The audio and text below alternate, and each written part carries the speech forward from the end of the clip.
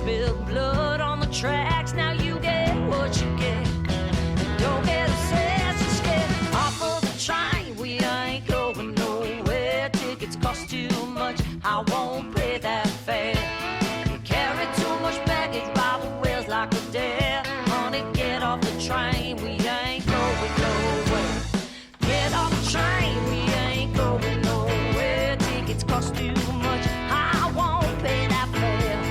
Carry too much baggage, ride the wheels like a dare. Honey, get off the train. We ain't going nowhere. We ain't going nowhere. We ain't going nowhere. We ain't going nowhere. We ain't going nowhere. We ain't going nowhere. So we're listening to Mia's World on City World Radio Network, and my guest tonight is Emily Duff. The beautiful voice and philosophy of Emily Duff. The lyrics are fabulous. I love, you sort of have a twist of the unexpected. Things in your lyrics like, in one of your songs, No Escape, you say, I would do most anything if you would only disappear. And usually in love songs, it's pining for the person to appear. So that to me, it's really, I love the unexpected. In another song, There Is a Way Out instead of There's No Way Out.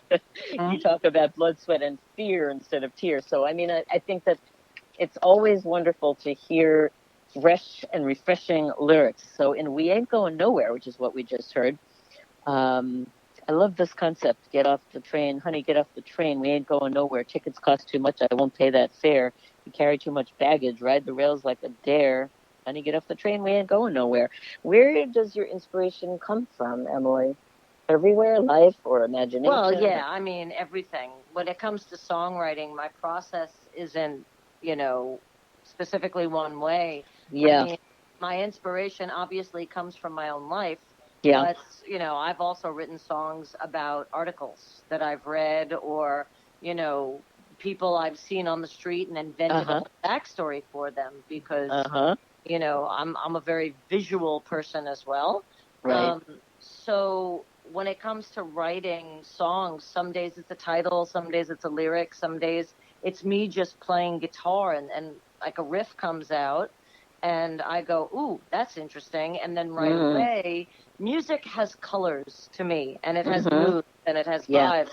Yeah. So, it depends on where my head's at that moment. And then all of a sudden, bang, I'm into something. These songs all come from, like I say, breakups, but not. This one is specifically obviously a romantic breakup, but a lot of them aren't. Yeah. Yeah, you've got all kinds of breakups. And do you have a particular time of day that you compose or whenever the muse strikes, No, I write every single day. I write songs every single day. Usually on a normal day, my kids go off to school in the morning. Yeah. And the next, 5 to 7 hours writing songs and playing guitar. Wow. That's discipline. That's a lot of discipline. Yeah. I mean, I'm constantly creating. Yeah. And because I love playing with words, I love music. I play a wide variety of instruments.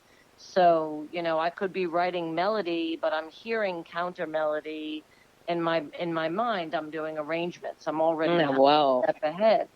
So I like the complexity of being able to do things like that. Yeah, that's a lot of multitasking there.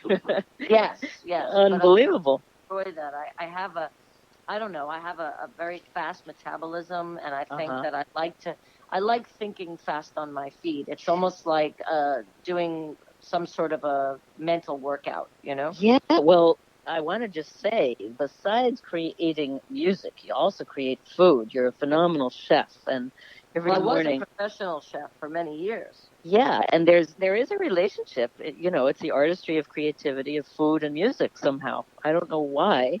Well, there's also it's a dance, and there's the economy of motion, Uh-huh.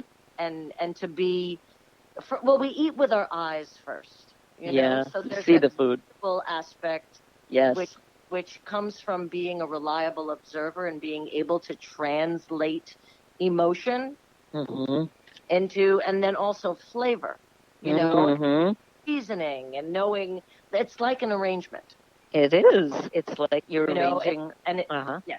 So there's orchestration, there's conducting, there's all that kind of stuff, and basically it's about flavor and enhancing and focusing on featuring something and really making it shine.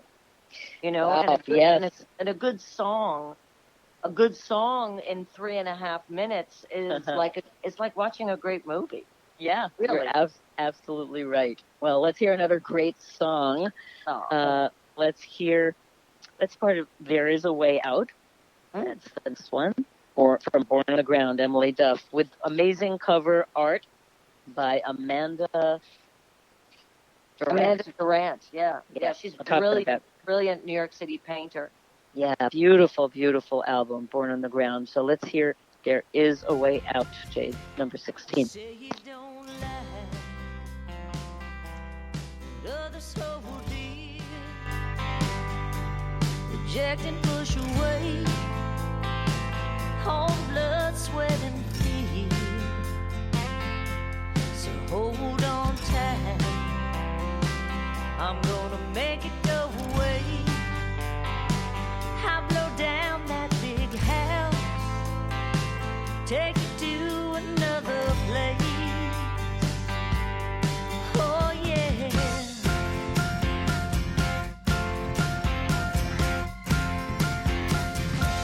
Go on and have a laugh at what makes other people cry. You're so high and mighty, baby, though you can never say just why. Hey, you get off your cloud and put your feet on solid ground. Take a good look at yourself. Nobody wants you around. No, no.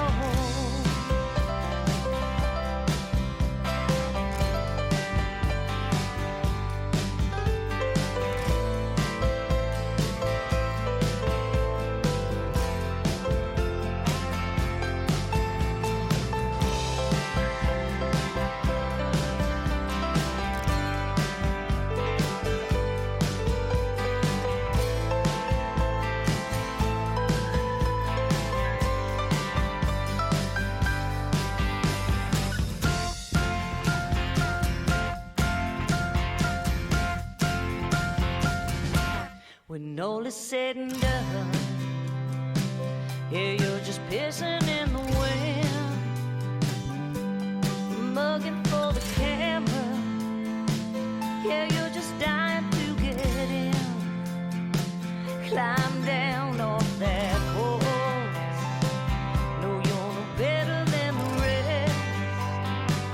Shake his hand and go in peace. Choose the road that suits you best. Just remember, there is a way out.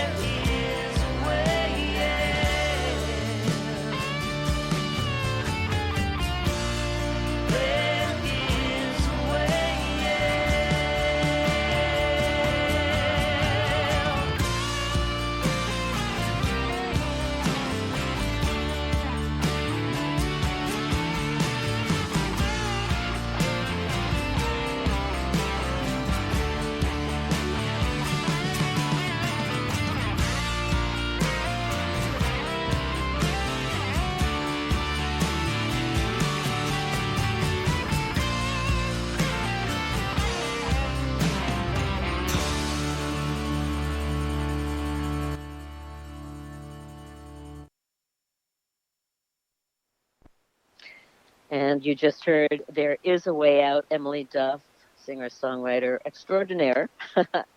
And that's from her latest album, Born on the Ground. Gorgeous album filled with heartbreak, as I say, heartbreak with a twist. So, Emily, where did you record this and with whom did you record? Who were your musicians, your fabulous musicians? Well, the past two records I made down in Muscle Shoals in Alabama at the Right, legendary Studio Fame. right. And decided that I was going to go to another legendary studio, but a little closer to home in Greenville, Brooklyn this time. Yeah. Because I had been really excited to work with a wonderful, wonderful producer whose work I've admired for years and years. Mm-hmm. A man named Eric Roscoe Amble. Uh-huh. And Eric Amble is not just a record producer. He's a fine, fine songwriter, singer, musician. He was the original guitar player in Joan Jett's Blackhearts. Oh, my. So he's the guy ripping that riff on I Love Rock and Roll. Yeah. He also was at the helm of a bunch of bands that are unbelievable called the Yahoos and the Del Lords. Uh-huh.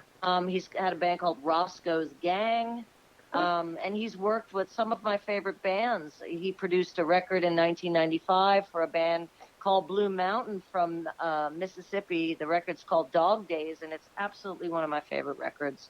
Works with a great band called Spanking Charlene McPherson. They're premiering a new video and a song on Elmore magazine. Today, a song called Burn It Down. That's fabulous. Anyway, to make a long story longer, I have always wanted to work with Eric Amble since the 90s. Wow. And I sat down, I believe it was in 1997 or 8, when I had a band called Eudora. Uh-huh. And we sat down and talked about him producing a record. That was the band where you opened at Jones Beach, right? Yes. Paul Simon. Yes, it was a second stage, but nonetheless, we were chosen to open for Paul Simon and Bob Dylan. Amazing, amazing. Yes, I was like pretty blown away just to be in the vicinity. To be honest. My manager at the time called it at the evening of 5-foot-tall Jewish songwriters. That's great. Back to Brooklyn. So anyway, I had great. wanted to work with Eric Amble for 25 years at least. Yeah.